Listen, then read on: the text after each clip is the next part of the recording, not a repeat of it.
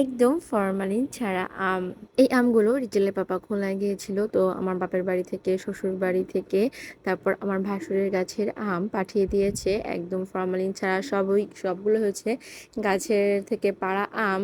আর এই আমগুলো কিন্তু একদম ফ্রেশ, কোনো প্রকার মানে ফরমালিন নেই, ভেজাল নেই, কিছু নেই, যেহেতু বললামই গাছ থেকে পাড়া আম। আর এখানে কিন্তু শুধু আমাদের জন্য না, আমার এখানে আরেক শ্বশুর আছে, সেই শ্বশুরের বাসা আমার জন্য, আবার আমার জায়ের জন্য, সবার জন্যই পাঠানো হয়েছে। আমগুলো এখনো সব কিন্তু পাকেনি, কিছু কিছু পেকেছে, আর বাকিগুলো সব হচ্ছে পেপার দিয়ে মুড়িয়ে রাখা হবে। আগে হচ্ছে ভাগ করা হবে, 3-4 বাড়িতে ভাগ করা হবে, তারপরে হচ্ছে এগুলোকে গুছিয়ে রাখবো। আর এই তো আমার মাও এসেছে, রিকার্ডো যেহেতু অসুস্থ, মা রিকার্ডোকে দেখার জন্য চলে এসেছে। আর এই যেখানে শিউলি পাতার রস করছে, যে রিকার্ডোর জ্বর পড়তেছে না, এই জন্য বলতেছে যে মুরব্বীরা নাকি বলে যে যদি শরীরে কোনো পুরাতন জ্বর থেকে থাকে, যে জ্বরটা ঘুরে ফিরে বারবার আসে, তাহলে যদি শিউলি পাতার রস খাওয়ানো হয় তাহলে নাকি জ্বরটা আর আসে না। এখানে হচ্ছে রান্না বান্নার প্রস্তুতি করা হচ্ছে। আর এই তো যেহেতু বললাম মা এসেছে, আর মা এসেছে যেহেতু আমার রান্নার ছুটি, আজকে মাই রান্না বান্না করতেছে। কাতলা মাছ রান্না করবে, ভুনা করবে, আর হচ্ছে লাউ দিয়ে মাছের মাথা দিয়ে রান্না করবে। তো মা এখানে যে সমস্ত মশলা কষিয়ে নিয়েছে, মায়ের হাতে রান্না বলে কথা, খুবই কিন্তু মজার।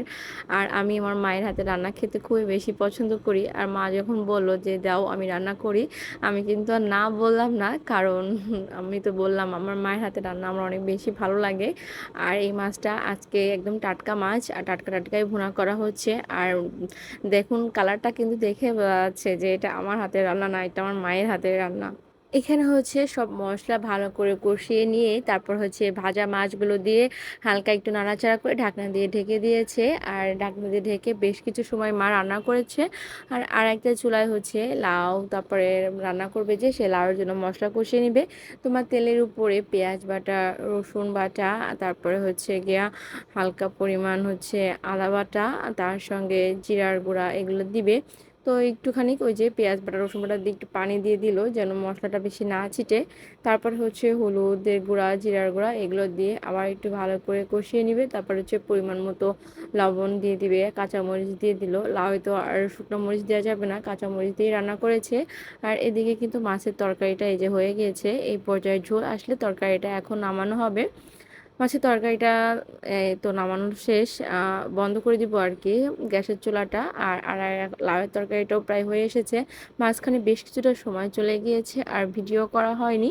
এর মধ্যে একটা টমেটো দিয়ে দেওয়া হয়েছে, আর এই যে মাথাটা ভেঙে একদম কাটা কুটা দিয়ে লাউটা রান্না করে নেওয়া হয়েছে। তো রান্না বান্না শেষ, এই তো হচ্ছে মাছের ঝোলের তরকারি আর তার সাথে হচ্ছে লাউ, এই দিয়ে আজকে আমরা খাওয়া দাওয়া করেছি। আজকে ভিডিওটা আপনাদের কাছে কেমন লেগেছে, ভালো লাগলে অবশ্যই কমেন্ট করে আমাকে জানাবেন। সবাই ভালো থাকবেন।